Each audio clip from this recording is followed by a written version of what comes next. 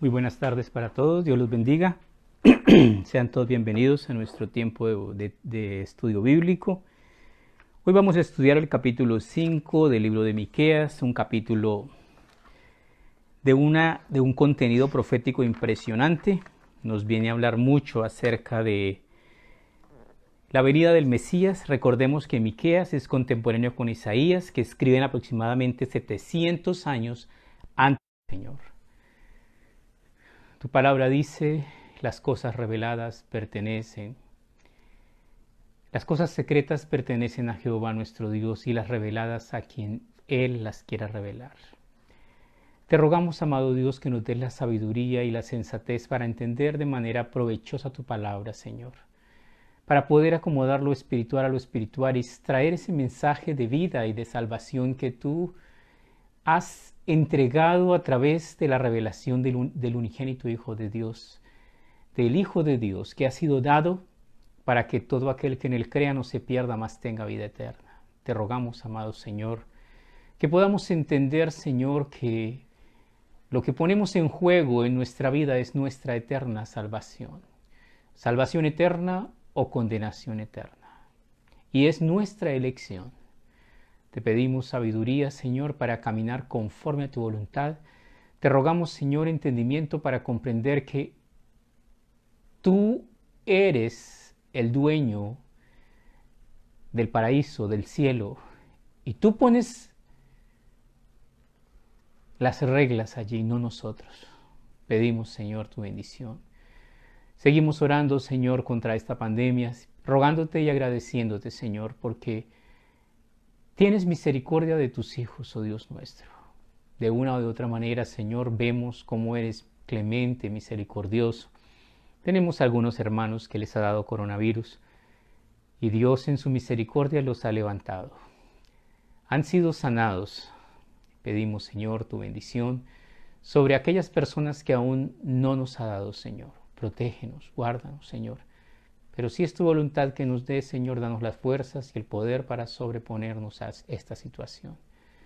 Oramos, Señor, por nuestro amado Villavicencio, Señor, que tú pongas tu guarda, Señor, tu protección sobre nosotros y nos libres del mal, Señor. Oramos, amado Dios, por cada persona, Señor. Porque sabemos, Padre Celestial, y hoy lo vamos a estudiar, las armas de nuestra milicia no son carnales, sino poderosas.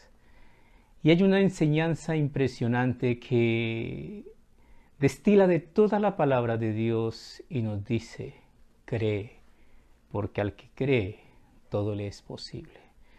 Te pedimos, amado Señor, que nos des esa fe, Señor, esa fe firme y sólida que cree, que espera, que sabe, que conoce al Dios en quien se puede confiar. Bendícenos y ayúdanos, oh Dios nuestro. Pedimos tu santa bendición en el nombre de Cristo Jesús, nuestro amado Salvador. Amén. Abramos nuestras Biblias en el libro de Miqueas, en el capítulo 5, versículo 1. Miqueas 5, 1. En el libro de Miqueas vamos a encontrar una serie de profecías impresionantes acerca del Mesías. Dice el versículo 1 del capítulo 5 que según los grandes estudiosos no debía pertenecer al capítulo 5, sino al capítulo anterior, o sea, finalizando el capítulo 4. Leámoslo, dice, rodéate ahora de muros, oh hija de guerreros. Nos han sitiado. Con vara herirán en la mejilla al juez de Israel. Algunas personas han intentado acomodar este versículo hacia los sufrimientos de Cristo. Jesucristo fue golpeado con una caña, no con una vara. Le dieron golpes, le mesonearon la barba, lo maltrataron. Pero esta es otra cosa diferente. ¿A qué se está refiriendo? Rodéate ahora de muros, hija de guerreros. Nos han sitiado. Con vara herirán en la mejilla al juez de Israel. Posiblemente y muy posiblemente se refiere a la caída de Jerusalén bajo Nabucodonosor. Segunda de Reyes, capítulo 25, versículo 7. Segunda de Reyes 25, 7.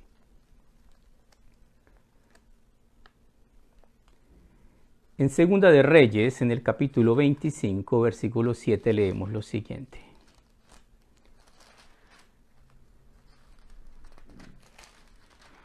«25:7 dice: Degollaron a los hijos de Sedequías en presencia suya, y a Sedequías le sacaron los ojos, y atado con cadenas le llevaron a Babilonia». Entonces esta fue la caída del rey Sedequías y la cautividad por el rey de Babilonia. Versículo 2. «Pero tú, Belén Efrata, pequeña para estar entre las familias de Judá, de ti me saldrá el que será Señor en Israel. Y sus salidas son desde el principio de los días hasta la eternidad». Este versículo es una profecía preciosísima que indiscutiblemente es totalmente mesiánica y está hablando precisamente acerca del lugar de donde nacería el Mesías. «Pero tú, Belén Efrata, pequeña para estar entre las familias de Judá, de ti me saldrá el que será Señor en Israel, y sus salidas son desde el principio, desde los días de la eternidad». Esto es maravilloso. Y a veces un poquito difícil de entender, pero no porque la Escritura no tenga revelaciones claras, sino porque nos hemos amañado a otro tipo de ideales y de ideas. Evangelio según San Juan, capítulo 1, versículo 1. San Juan 1:1. En el Evangelio según San Juan dice: «En el principio era el Verbo era con Dios, y el Verbo era Dios. Este era en el principio con Dios. Todas las cosas por él fueron hechas, y sin él nada de lo que ha sido hecho fue hecho. En él estaba la vida, y la vida era la luz de los hombres. La luz en las tinieblas resplandece, y las tinieblas no prevalecieron contra ella. Hubo un hombre enviado de Dios, el cual se llamaba Juan. Este vino por testimonio, para que diese testimonio de la luz, a fin de que todos creyesen por él. No era la luz, sino para que diese testimonio de la luz. Aquella luz verdadera que alumbra a todo hombre venía a este mundo». ¿De quién está hablando? De ningún otro sino de Jesucristo. En el mundo estaba, y el mundo por él fue hecho, pero el mundo no le conoció.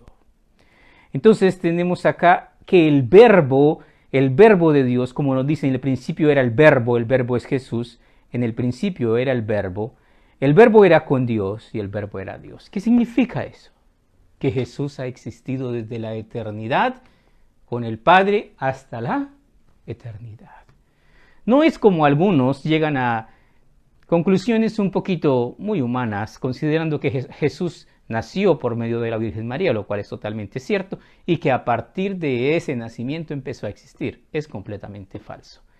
El Verbo, Jesucristo, existía desde el principio y hasta el fin. Y nos lo dice acá, 700 años antes nos dice esto: «Pero tú, Belén de Efrata, pequeña para estar entre las familias de Judá, de ti me saldrá el Señor en Israel, y sus salidas son desde el principio, desde los días de la eternidad». Quiere decir, es eterno. Versículo 3. Dice ahora el versículo 3: «Pero los dejará hasta el tiempo en que dé a luz la que ha de dar a luz. Y el resto de sus hermanos se volverá con los hijos de Israel». Versículo un poquito difícil de entender, pero para esto hay que tener un poquito en cuenta la historia. El pueblo judío se cansó, se aburrió, se hartó de la palabra de Dios. Y entonces Dios se calló, no les volvió a hablar. Cuando vemos el último libro del Antiguo Testamento, que se llama Malaquías, y el primer libro del Nuevo Testamento, que es el Evangelio de San Mateo, hay una página allí que hace la división entre el Antiguo y el Nuevo Testamento. Esta página representa 400 años en los cuales Dios no habló. Se llaman 400 años de silencio. «Pero los dejaré hasta el tiempo que dé a luz la que ha de dar a luz». Isaías dijo acerca de el nacimiento, dijo en Isaías 7:14, he aquí la Virgen concebirá y dará a luz un hijo. Aquí nos dice esto, dice, pero los dejará hasta el tiempo en que dé a luz la que ha de dar a luz. Y el resto de sus hermanos se volverá con los hijos de Israel. Y tenemos varias cosas acá. El resto de sus hermanos se volverá con los hijos de Israel. Y se refiere a que desafortunadamente los judíos rechazaron a su Mesías. Pero desafortunadamente también los hermanos de Jesús también lo rechazaron. Bueno, dice la palabra de Dios, porque ni aun sus hermanos creían en él. Pero si quieres leer algo acerca de los hermanos de Jesús, puedes leer Mateo 13, 53 al 57, donde dice, ¿no es este el hijo del carpintero? ¿No se llama su padre José? ¿No son sus hermanos Jacobo, José, Simón y Judas? ¿No están sus hermanas con nosotros? Ahí se hace mención de los hermanos de Jesús. Seguimos entonces, dice, versículo 4.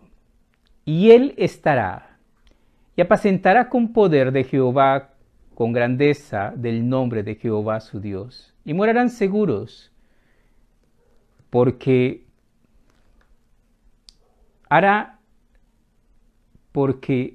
ahora será engrandecido hasta los fines de la tierra.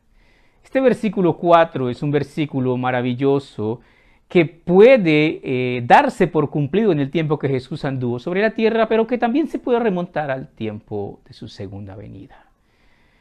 En su segunda venida, su primera venida vino manso, pobre, humilde, amoroso, el Cordero de Dios que quita el pecado del mundo. En su segunda venida vendrá guerrero, victorioso, triunfante, el León de Judá. Y tomará el control del mundo porque le pertenece a él. El versículo 5 será, dice el versículo 5:1, y este será nuestra paz, cuando el asirio viniere a nuestra tierra, y cuando hollare nuestros palacios, entonces levantaremos contra él 7 pastores y 8 hombres principales. Qué curioso. Y devastarán la tierra de Asiria a espada, y con sus espadas la tierra de Nimrod. Y nos librará del asirio, cuando viniere contra nuestra tierra y hollare nuestros confines. ¿Qué quiere decir esto? Aquí hay una fórmula de guerra supremamente exitosa. ¿Cuál es? 7 pastores y 8 hombres principales. El número 7 simboliza plenitud, el número 8 simboliza cosas nuevas. Quiere decir que 7 pastores y 8 hombres principales irán, pero entendamos nosotros, cuando los asirios vinieron y estuvieron fuera de Jerusalén, ¿qué fue lo que hizo el rey de Jerusalén? Fue a llorar con el profeta Isaías. ¿Y qué hizo el profeta Isaías? Oró a Dios. ¿Y qué hizo Dios? Aquella misma noche, el ángel de Jehová pasó al campamento de los asirios y mató 185,000. ¿Y quién es el ángel de Jehová? Es Jesucristo. Es una cristofanía, es una manifestación de Cristo en el Antiguo Testamento. Entonces tenemos algo maravilloso porque Jesucristo es el príncipe de los pastores. Y lo que nos está diciendo acá es lo que por todas partes la Escritura nos dice, no es vuestra la guerra, sino del Señor. El Señor es el que nos defiende. Y cuando los asirios se levantaron, no había sino cadáveres. Todos los valientes y todos los de mando murieron. Y su rey regresó a su tierra, donde murió a espada. Entonces tenemos acá muchas cosas que vienen a ocurrir porque todo esto es profecía y en el momento en que se escribe no se conocía lo que iba a pasar. Ya luego se conoció tal cual está así dicho.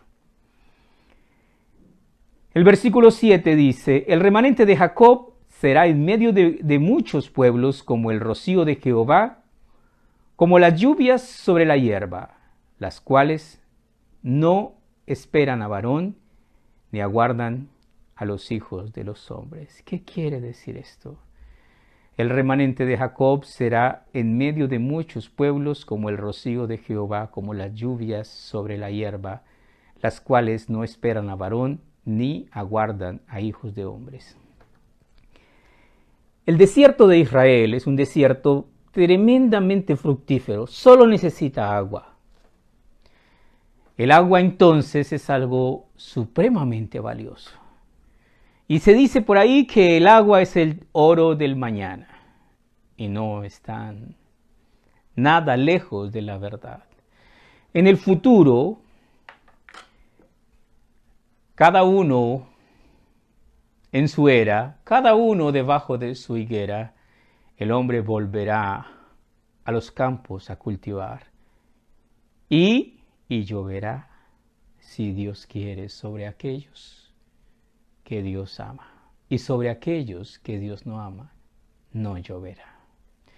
Entonces, ¿qué es lo que está diciendo acá? Está diciendo que el remanente de Israel será como esa agua esperada, esa agua de vida, esa agua que salva, esa lluvia que debe llegar. Y llegará en abundancia porque llegará de una manera sobrenatural. ¿Por qué? Porque en un futuro el pueblo de Israel será la bendición del mundo. Sigamos en este versículo 7, nos sigue diciendo,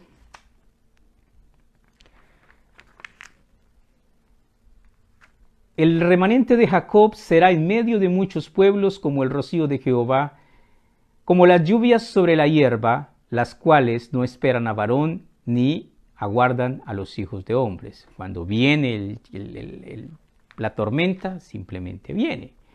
Asimismo, el remanente de Jacob será entre las naciones, en medio de muchos pueblos, como el león entre las bestias de la selva, como el cachorro de león entre las manadas de las ovejas, el cual, si pasare y hollare y arrebatare, no hay quien escape. ¿Qué quiere decir esto? Israel, el pueblo judío, reverdecerá como el desierto cuando hay aguas sobre él. ¿Cómo será esto y de qué manera esto podrá ser así? Libro de Zacarías, capítulo 12, versículo 10. Zacarías 12, 10. Zacarías 12, 10. Libro de Zacarías, capítulo 12, versículo 10 dice, y derramaré sobre la casa de David y sobre los moradores de Jerusalén espíritu de gracia y de oración. El pueblo judío será engañado por el anticristo y le quitarán sus armas, y le quitarán su ciencia, y le quitarán su tecnología, y entonces, cuando le quiten todo, se pondrán a orar. Dice acá en el verso 10, espíritu de gracia y de oración, y mirarán a mí, a quien traspasaron, y llorarán como se llora por unigénito, afligiéndose por él como quien se aflige por primogénito. ¿Qué quiere decir esto? El pueblo judío reconocerá su pecado, reconocerá que ellos mataron a su Mesías. Y cuando el pueblo judío reconozca que ellos mataron a su Mesías, entonces el pueblo judío florecerá de una manera sobrenatural y maravillosa. Entonces, cada judío será una bendición para el resto del mundo. Seguimos, dice el versículo 9.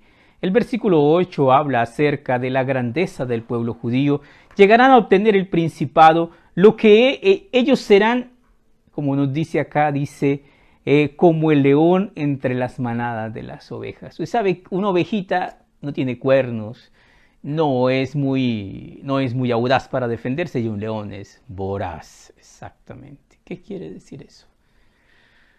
Quiere decir cosas maravillosas. El pueblo judío tendrá el señorío de su Señor, y cuando tenga el señorío de su Señor, serán intocables. Serán la niña de los ojos de Dios, y el que los toque, toca al Señor, y el Señor arremeterá contra cualquiera. Pero es algo todavía más hermoso y maravilloso, ya lo vamos a ver. Tu mano se alzará sobre tus enemigos y todos tus adversarios serán destruidos. Es este versículo 9. Este versículo 9 nos dice que de una manera sobrenatural el pueblo judío accionará el arma más poderosa del universo. ¿Y cuál es? Los misiles hipersónicos, las bombas nucleares. ¿Cuál es el arma más poderosa del universo? Fe en Dios. Dios es todopoderoso. Y sin fe es imposible agradar a Dios, porque el que se acerca a Dios debe creer que le hay y que es galardonador de los que le buscan. El pueblo judío reconocerá a su Mesías. El pueblo judío buscará a su Dios. Libro de Zacarías, capítulo 12, versículo 6. Zacarías 12, 6.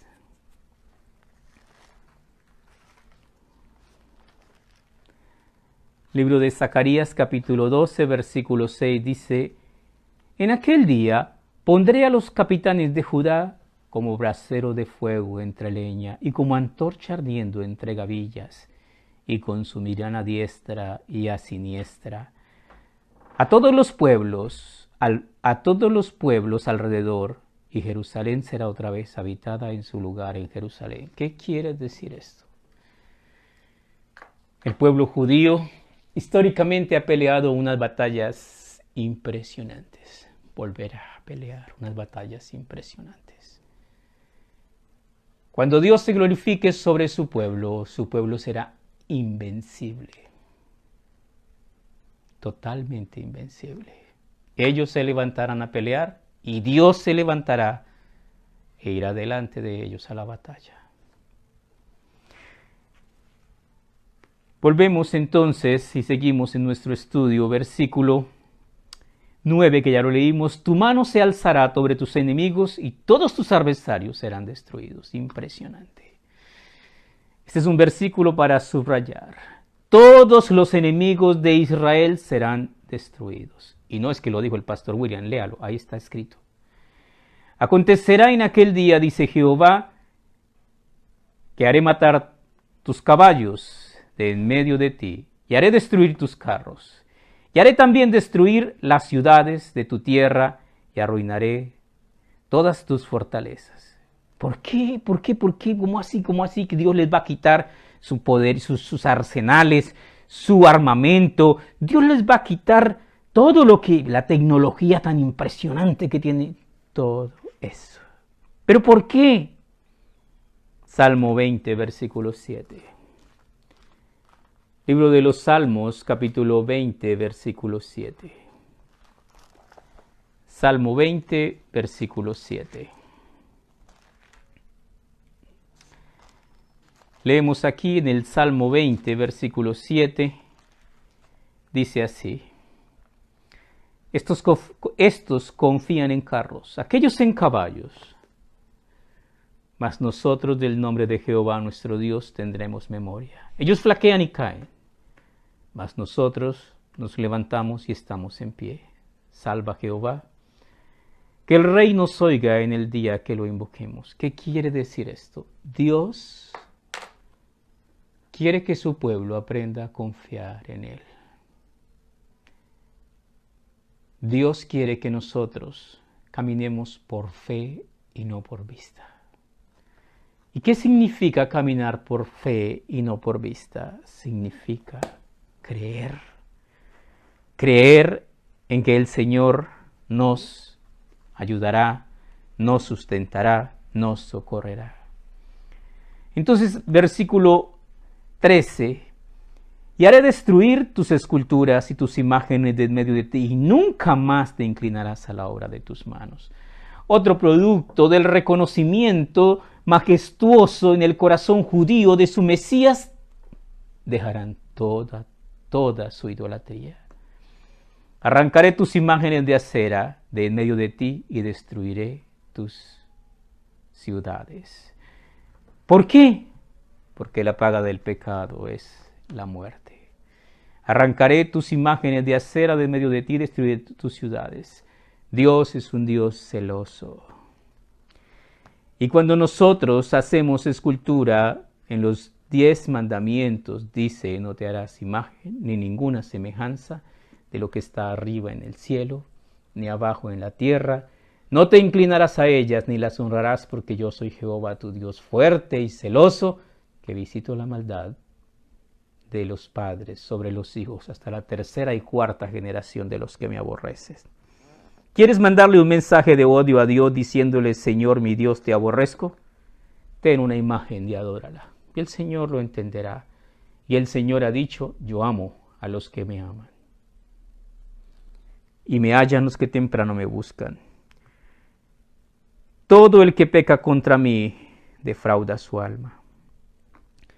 Versículo 15. Y con ira y con furor haré venganza en las naciones que no obedecieron.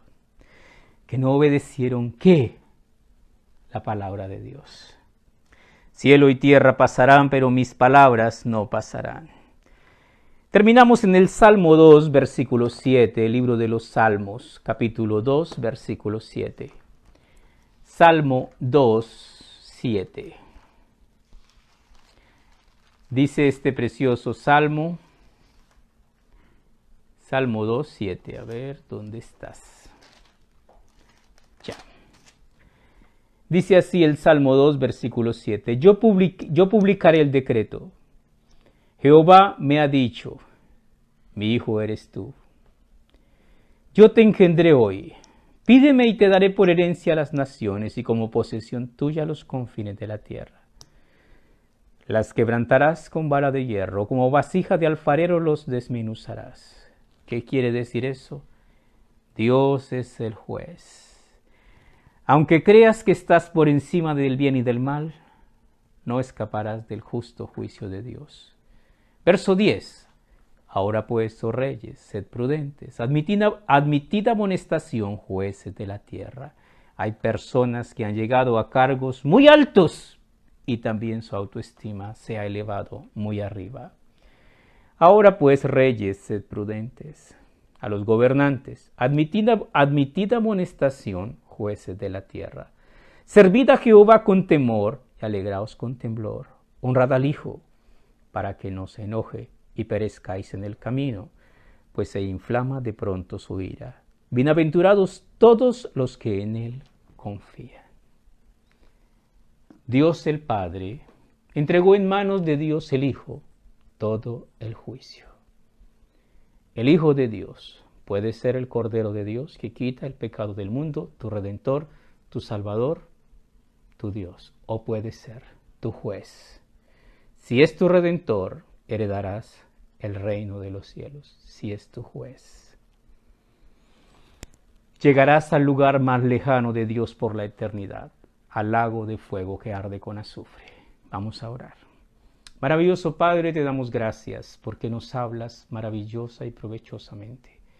Como desde tiempos muy antiguos preparaste el mensaje que la Virgen concebiría y daría a luz un hijo, que el Mesías vendría, que sería rechazado por el pueblo judío, que su gracia se derramaría sobre el pueblo gentil, para darnos a nosotros un tesoro tan maravilloso y tan grande, para que todo aquel que en él cree no se pierda, mas tenga vida eterna.